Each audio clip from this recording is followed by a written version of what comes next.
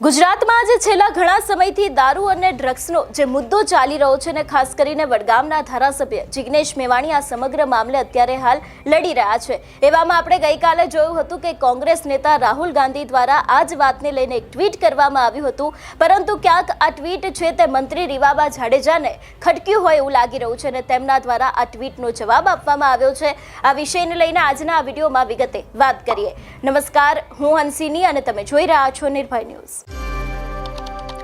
વડગામના ધારાસભ્ય જિગ્નેશ મેવાણી દ્વારા છેલ્લા ઘણા સમયથી દારૂ અને ડ્રગ્સને લઈને જે વાત કહેવામાં આવી છે ને ખાસ કરીને થરાદની અંદર જે વિડીયો બનાવવામાં આવ્યો હતો એ વાત આપણે જોયું કે રાજકારણની અંદર પણ ગરમાવો આવ્યો હતો। ખાસ કરીને ગઈકાલે રાહુલ ગાંધી દ્વારા ભારતીય જનતા પાર્ટીના મંત્રી ઉપર સવાલ પૂછવામાં આવ્યા હતા અને ગુજરાતમાં જે ગેરકાનૂની દારૂ અને ડ્રગ્સ મળી રહ્યું છે એની પાછળ જવાબદાર કોણ છે એવો પણ સવાલ પૂછવામાં આવ્યો હતો અને હવે આ સમગ્ર મામલે મંત્રી રીવાબા જાડેજા મેદાને આવ્યા છે। સૌથી પહેલા રીવાબા જાડેજાએ શું જવાબ આપ્યો છે તેના ઉપર નજર કરીએ। અહીં લખવામાં આવ્યું છે કે ગુજરાત में महिलाओं के खिलाफ अपराध की दर मात्र 1.48% है, जो राष्ट्रीय औसत 4% से भी आधे से कम है। माताओं बहनों की सुरक्षा के मामले में गुजरात पहले नंबर पर था और आगे भी पहले नंबर पर रहेगा। 2027 के गुजरात चुनाव में याद रखना,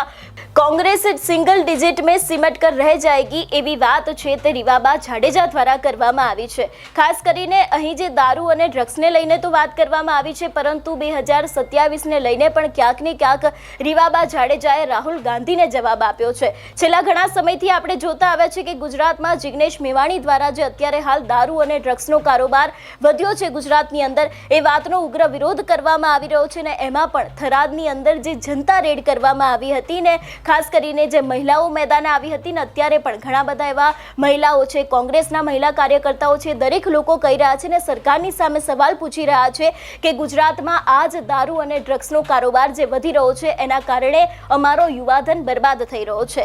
અત્યારે હાલ લોકશાહીની અંદર જે રીતે એકબીજા સવાલ પૂછતા હોય છે, નેતાઓ એકબીજાને જવાબ આપતા હોય છે, એ વાત ક્યાંક ને ક્યાંક સચ્ચાઈ છે, પરંતુ જે રીતે થરાદમાં મહિલાઓ મેદાને આવી હતી એ વાતમાં જો રીવાબા જાડેજાને થોડી પણ સચ્ચાઈ લાગતી હોય તો એમના દ્વારા એક ટ્વીટ ગુજરાત પોલીસ અને ગૃહ મંત્રાલયને લઈને પણ કરવામાં આવવું જોઈએ, કારણ કે થરાદની મહિલાઓ ચોખ્ખા મોઢે કહી રહી છે કે એમના જે ઘરના લોકો છે, એમના ઘરના વડીલો છે અને ઘણા બધાના એવા દીકરા દીકરીઓ છે કે જે લોકો આ દારૂ પીને ડ્રગ્સ લઈને પોતાનું જીવન બરબાદ કરી રહ્યા છે અને ઘરના મોભીઓને પણ ખોઈ બેસે છે। છેલ્લા ઘણા સમયથી આપણે જોતા આવ્યા છે કે મહિલાઓ એક બાદ એક સરકારની સામે મેદાને પડી રહી છે, મહિલાઓ દ્વારા જનતા રેડ કરવામાં આવી રહી છે। ભુજની અંદર પણ આપણે જોયું હતું કે જે રીતે મહિલા રેડ કરવામાં આવી હતી ત્યાં બુટલેગરે તે લોકોના ઉપર હુમલાનો પણ ક્યાંક ને ક્યાંક પ્રયાસ કર્યો હતો। પોલીસના રહેમ નજર હેઠળ આ દરેક વસ્તુ ચાલી રહી છે તો પછી કેમ કોઈ કાર્યવાહી નથી કરવામાં આવતી તે સૌથી અગત્યનો સવાલ અહીંયા ઊભો થઈ રહ્યો છે। એટલે જે રીતે અત્યારે હાલ રીવાબા જાડેજાએ જવાબ તો આપ્યો છે, પરંતુ જો કદાચ